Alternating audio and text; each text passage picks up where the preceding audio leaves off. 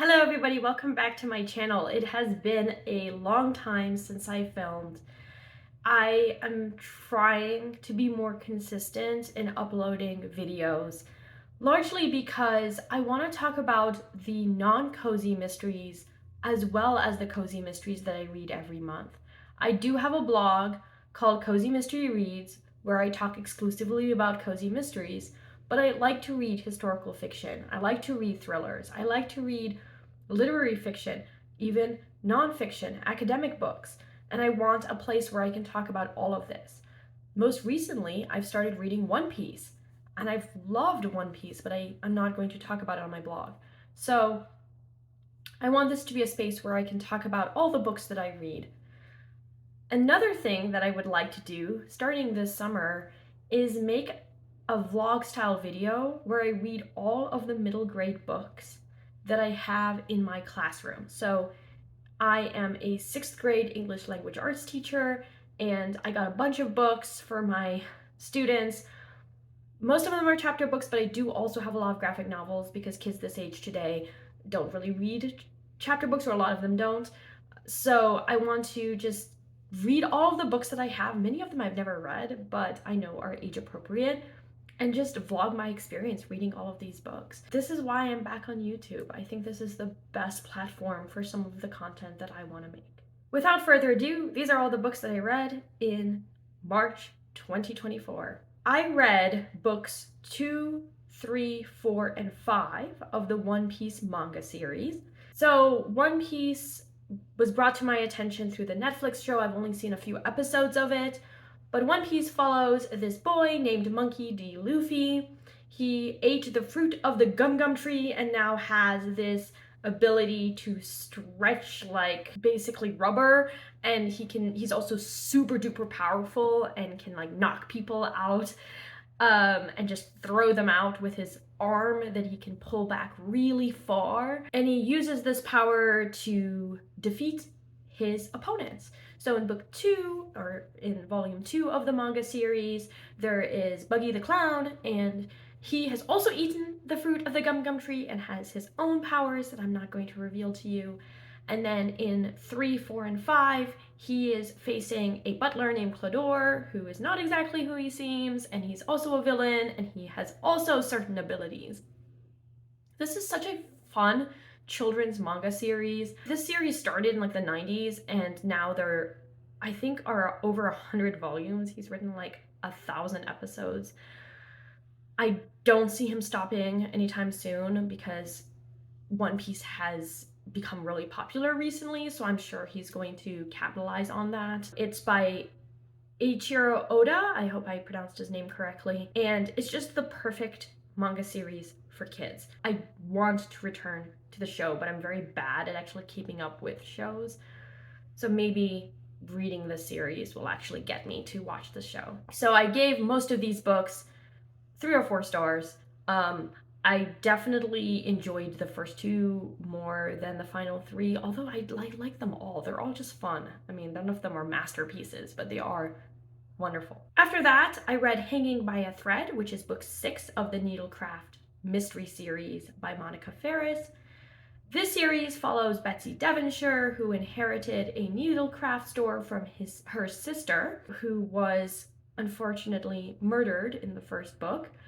At this point in the series, Betsy has become quite the pro at running her own shop. In this book, there is a man who she hires.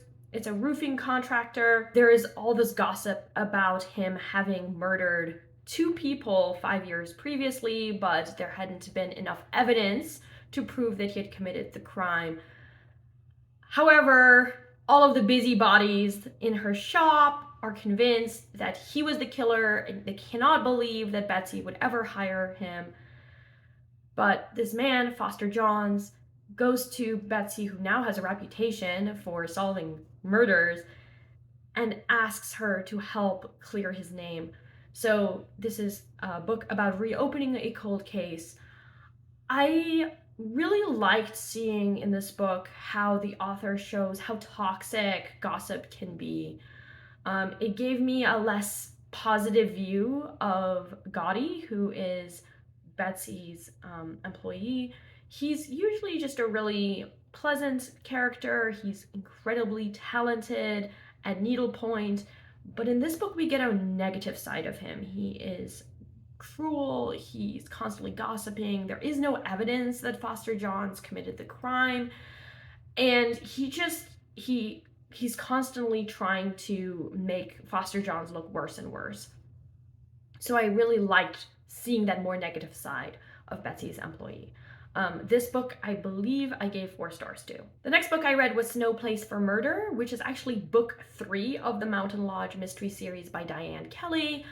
This is the first book actually I read in the series, so I started in book 3, and I don't think I missed really anything. In this book, there is Misty Murphy, who runs a bed and breakfast lodge in North Carolina, and there's this real estate developer named Nigel Goodwin who wants to build a resort in these pristine mountains, and people despise him. People who might be otherwise on very opposite ends of the political spectrum despise him.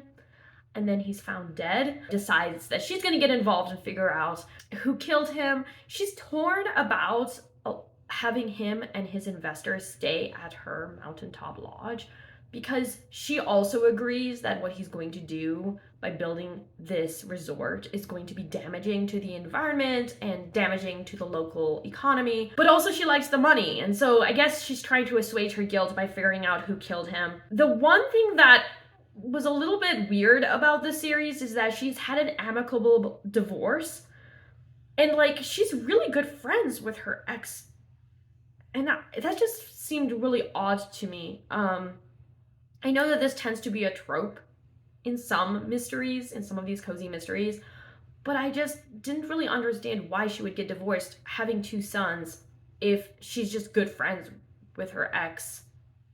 I don't know. That part of it didn't sit well with me.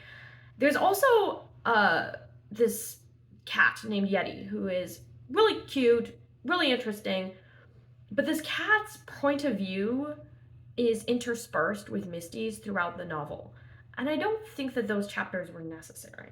So I think ultimately I give this book 3.5 stars, but the characterization, the plot, the atmosphere was perfect for the winter season. So I do recommend this book, and I hope to continue the series. I then read a thriller, The Overnight Guest by Heather Gudenkauf. So this thriller follows a true crime writer who is returning to a house where I think 5 or 10 years previously some very gruesome crimes had been committed. So an entire family had been killed. And she is working on her manuscript. She's having some difficulties with her son and with her husband. And while she is there, she goes outside in a blizzard and finds a boy who is curled up in the fetal position, frozen half to death. She brings him in, and that's where the story begins. Who is this boy? What is going on? I found this really more of a suspense novel than a thriller, but there is a mystery element, and I did enjoy that. I sped through this book. I really enjoyed it. I think I ultimately gave it 4 stars.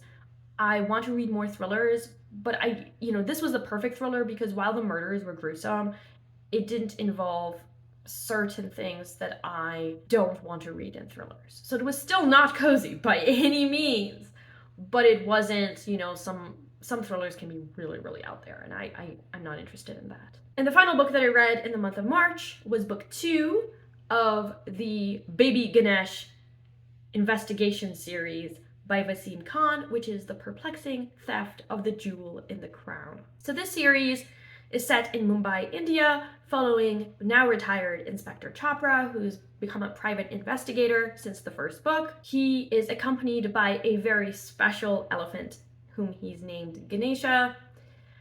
And in this book, there is this famous diamond named the Kohinoor that the British Crown had stolen from India and used in coronation ceremonies.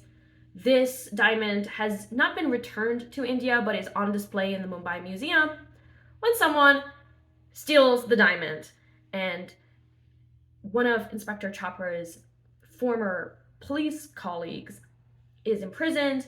He asks Inspector Chopra to clear his name, and so he investigates that. This book focuses more on Poppy than in the first book, which I really liked. Poppy is Inspector Chopra's wife. She has a really spunky personality, but she's also really compassionate. She's involved in her own investigation because she has become a teacher since the first book. And she's helping the principal of a school figure out who stole the bust of the founder of the school and some exam papers. And in India, where exams are so important, that is a real crime. So, and Inspector Chopra doesn't really want to get involved in this, so Poppy is like forcing Inspector Chopra's sidekick to help investigate this crime. There's some really funny moments in the series and in this book. The characters are so endearing. I think that what makes this series isn't so much the mysteries, because actually I thought that the second book's mystery was weaker than the first book's mystery. I think I ultimately gave this book 3.5 stars. But the characters and the setting of Mumbai and just the themes that are being explored are fantastic. And I cannot wait to read book 3. So those are all the books that I read in the month of March. Let me know if you've read any of these, and hopefully I'll be making a video very soon. Bye now.